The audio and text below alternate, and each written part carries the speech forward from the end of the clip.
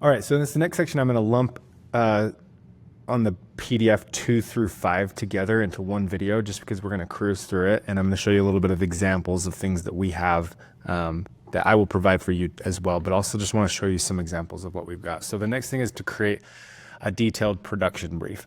This is so important. We've been down the road with companies and they've just kind of told us what they want. We've written things down, and then when we deliver it, they're like, that's not really what we wanted.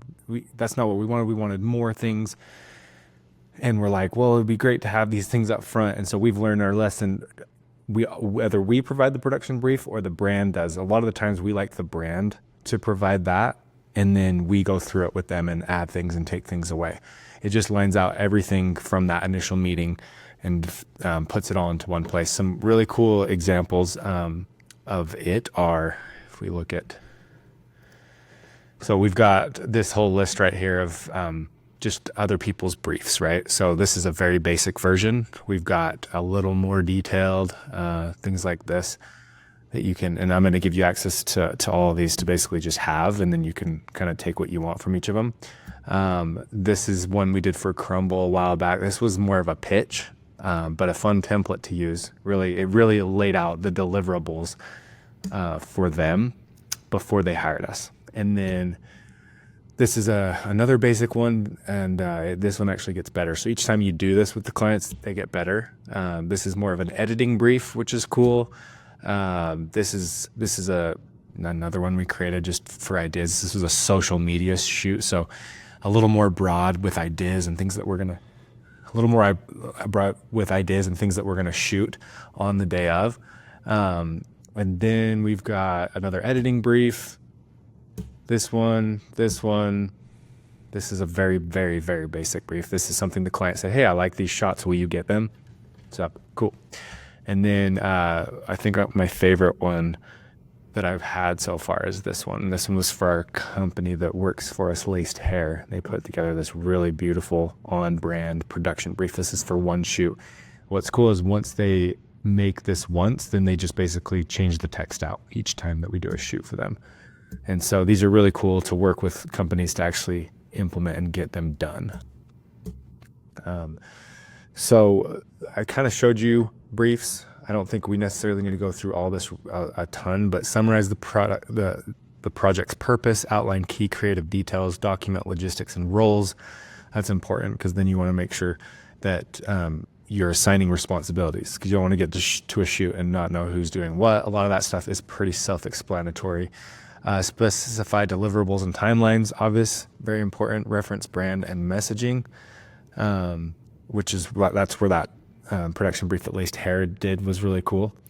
Review and approval process, why this matters, clarity and efficiency. So when we get onto a shoot, then we want to make sure that we're efficient and we're fast. And the brief allows you to get what you need to written down, and then it leaves room for creativity, which is cool when you go on set to expand on ideas that maybe come up while you're there.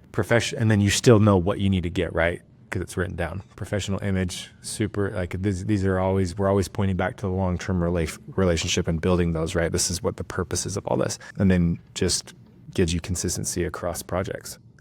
So jumping into step 3, we're going to assemble the production team and roles. This is going to vary from project to project. Very obvious. I say that a lot because to me it's obvious. I hope that I'm not saying that and it's not obvious to you, but basically if you need to do a shoot, you know you need a camera guy. Do you need a director?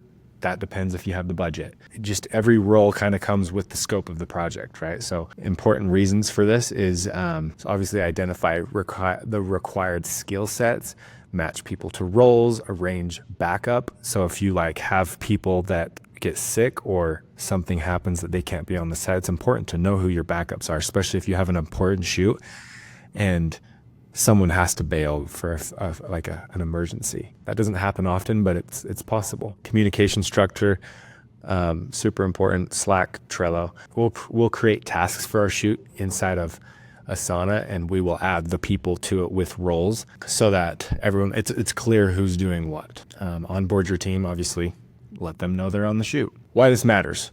It all comes back to partnerships, trust. It's going to streamline production. People are going to take ownership of their roles if they're the right people. It takes a lot off of your shoulders too. That's one thing that's really hard for filmmakers to do, is ask for help. So get the people involved if you have the budget to help you, and it just, people will step up and they'll start to do things for you, and it's the best feeling ever when you have those people in place. Okay, so develop a production timeline. So this is something that you're going to do, and it's going to be a part of the call sheet, which we'll talk about later. But basically, you want to be able to break down each of the scenes, and you want to develop a timeline, right?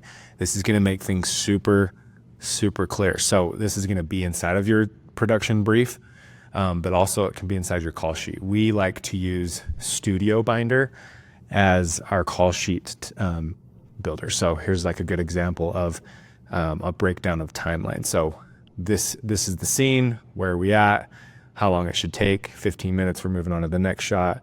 But then it changes from scene to scene. This way you're being efficient and you're shooting all the shots in the living room, all the shots in the kitchen, and then it just makes things so much faster. So break down each phase, set clear milestones, coordinate with the crew and client, use a centralized calendar and tool. So that's where we go into Asana and we use their calendar tool. It's all about being transparent, professional, and then just always review everything that you're working on with the client and the team members. Why this matters: predictable workflow.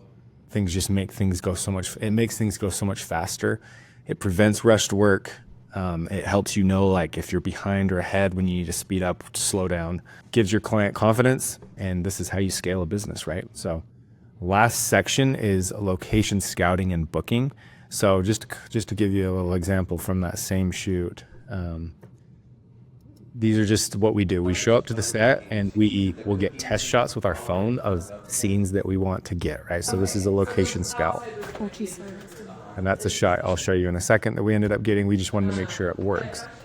This is Maddie, our producer, our client, Henry, and then Zane's the director. I was there as the co-director. And then we're taking images of the place so that we have like an idea when we leave the location of what it looks like. So that's that, and these are all shots that we're gonna get. And then this was the video. I can just kind of cruise through real quick. But it was a Christmas campaign, so you can see that's outside the windows.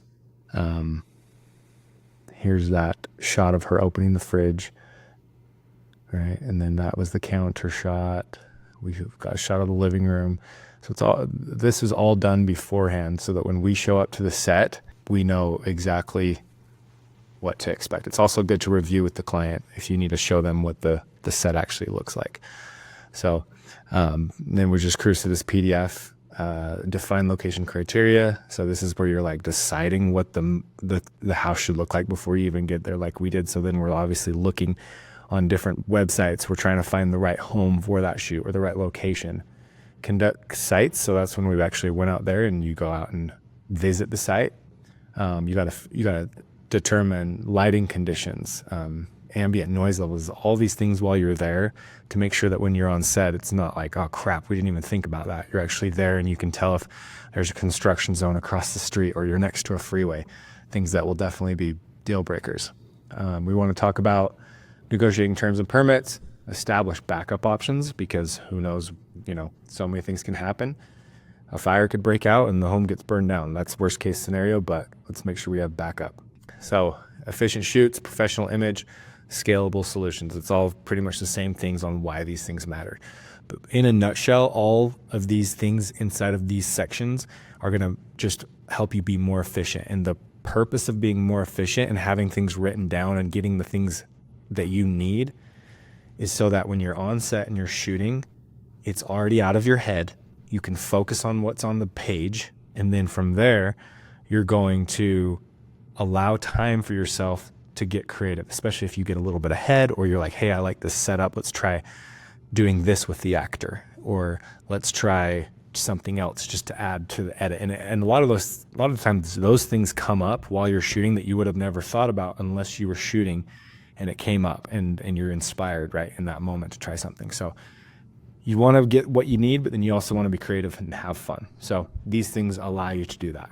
Now we're going to move on to the next sections, which is going to be more about the content. So shot list and storyboard, the fun stuff.